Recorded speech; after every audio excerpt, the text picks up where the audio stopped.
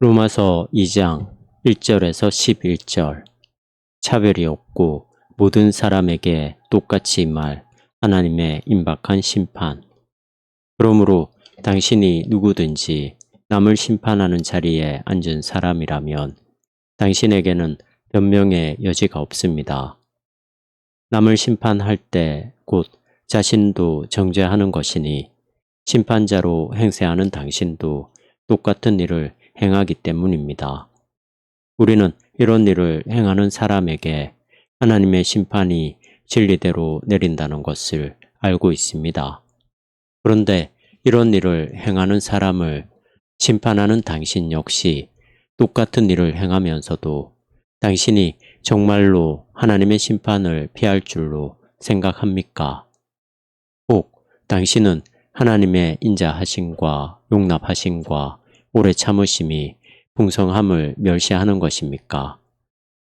하나님이 그 인자하심으로 당신을 회개하게 하시려는 것인 줄 모르겠습니까? 그러나 당신은 완고한 마음으로 회개하기를 거부하면서 진노의 날, 곧 하나님의 의로운 심판이 드러나는 그 날에 있을 진노를 자기에게 쌓고 있습니다. 하나님은 각 사람에게 그 행위대로 보응하실 분입니다. 사람이 참을성 있게 선을 행하고 영광과 존귀와 불멸을 구할 때 하나님은 그들에게 오는 시대의 생명을 주실 것입니다. 그러나 이기적인 욕망으로 행하고 진리를 따르지 않으며 우리를 따를 때에는 진노와 격분이 따를 것입니다. 악을 행하는 각 사람에게는 환난과 공고가 있을 것인데 먼저는 유대인에게 있을 것이며 헬라인에게도 동등하게 있을 것입니다. 또한 선을 행하는 모든 사람에게는 영광과 존귀와 평강이 있을 것인데 먼저는 유대인에게 있을 것이며 또한 헬라인에게도 동등하게 있을 것입니다. 여러분도 알다시피 하나님은 차별을 보이지 않으십니다. 그 사람에게 한 번 더 기회를 줄 수 없을까요? 그 청년은 겨우 한 달 남짓 공장에서 일했다. 일이야 그런대로 잘 했지만 문제가 하나 있었다. 그는 성질이 난폭해서 별 이유 없이 갑자기 자제력을 잃고 손에 잡히는 대로 아무 물건이나 집어 사람들에게 던지곤 했다. 팀장은 그를 앉혀놓고 눈을 똑바로 쳐다보며 큰형처럼 말했다. 그래야 소용없다고, 자제력을 배워야 한다고, 이것은 경고라고, 한 번만 더 그러면 경영진에게 보고할 수밖에 없다고 했다. 그러나 그는 같은 실수를 계속해서 반복했다. 팀장은 그 청년을 아꼈기에 무거운 마음으로 부장에게 갔다.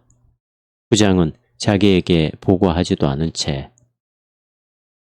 이런 문제가 몇 주간 계속되었다는 사실에 화가 났다. 그래서 그 자리에서 단박에 청년을 해고하려고 했다. 그러나 팀장은 청년을 위해 간청했다. 한 번만 더 기회를 달라고, 그와 한 번 더 얘기해 보겠노라고, 그가 정신을 차릴 수 있을지 한 번만 지켜봐 달라고 말이다. 그러나 오래 가지는 않았다. 사흘 뒤에 어떤 사람이 구내 식당에서 실수로 그 청년과 부딪혀서 그의 셔츠에 차를 쏟고 말았다. 청년은 버럭 화를 내며 찻잔에 남은 뜨거운 차를 상대방의 얼굴에 쏟더니 그의 배를 세게 찼다. 말할 수 없이 아쉬웠지만 상사들로서는 다른 대안이 없었다. 청년은 주어진 기회를 선용하지 못하고 사태를 악화시키고 말았다. 이 본문과 로마서 뒷부분에도 나타나겠지만 하나님의 최후 심판을 바라보는 바울의 관점에는 이 이야기에 등장하는 팀장과 비슷한 하나님의 모습이 중점적으로 나타나 있다. 하나님은 인자하시다. 여기서 인자하다는 말은 졸린 노인이 주변 사람들이 뭘 하건 신경 쓰지 않고 방임하듯 너그럽다는 뜻이 아니다. 오히려 한 사람 한 사람을 진정으로 돌보고 이해하고 최선의 길을 찾아주려고 노력한다는 의미에서 인자하다는 말이다. 그렇지 않다면 우리는 모두 오래전에 지구에서 사라졌을 것이다. 그러나 실상은 다르다. 하나님은 오래 참으신다. 하나님은 사람들이 마음을 다 잡고 회개와 신뢰를 통해 그분께 돌아오며 삶을 바로잡을 기회를 거듭해서 주신다. 하지만 그래도 아무 효과가 없으면 어떻게 되겠는가? 바울은 4, 5절에서 사람들이 더욱 최후의 임할 심판을 받아 마땅한 상태가 된다고 선언한다. 사람들이 더욱 최후의 임할 심판을 받아 마땅한 상태가 된다고 선언한다. 앞에서 말한 청년은 핑계할 것이 없다. 그에게는 충분한 기회가 있었지만 만회할 틈도 없이 상황을 더 악화시키고 말았다. 인간이란 때로 그런 존재다. 바울의 글 중에 최후 심판의 모습을 가장 잘 개괄해 주는 곳이 바로 2장이다. 흔히 신약에서는 자비만 찾아내는 반면에 심판은 구약의 개념이라고 가정하는 경우가 많다. 이는 서투른 풍자는커녕 순전한 허구다. 물론 신약 성경은 예수님의 죽음에 나타난 하나님의 각별하고도 놀라운 사랑을 강조한다. 바울도 이것을 이후의 내용에서 찬미할 것이다.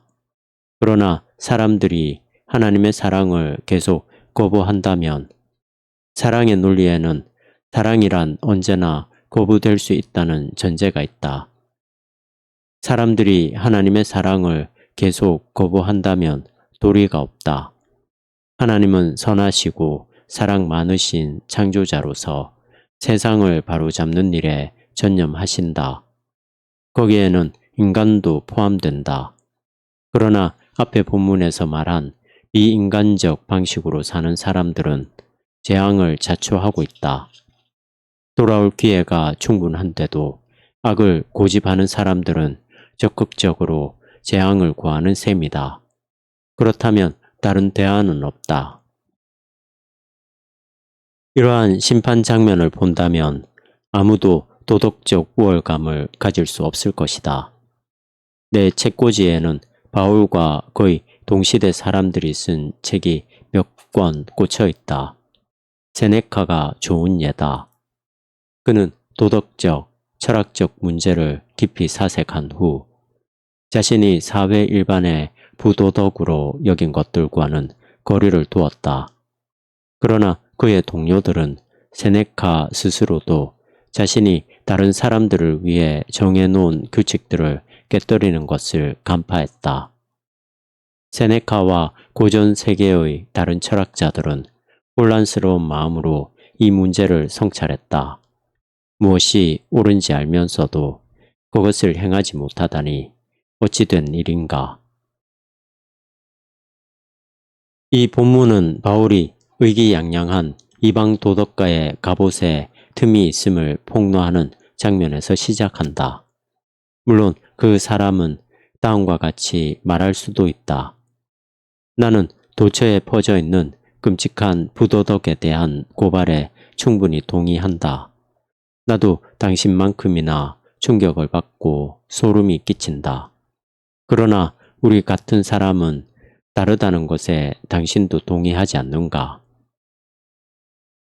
조금만 교육을 받고 의지력이 있다면 그 모든 것을 초월해서 합리적인 사람들이 열망하는 덕스런 인생을 살 수 있지 않겠는가?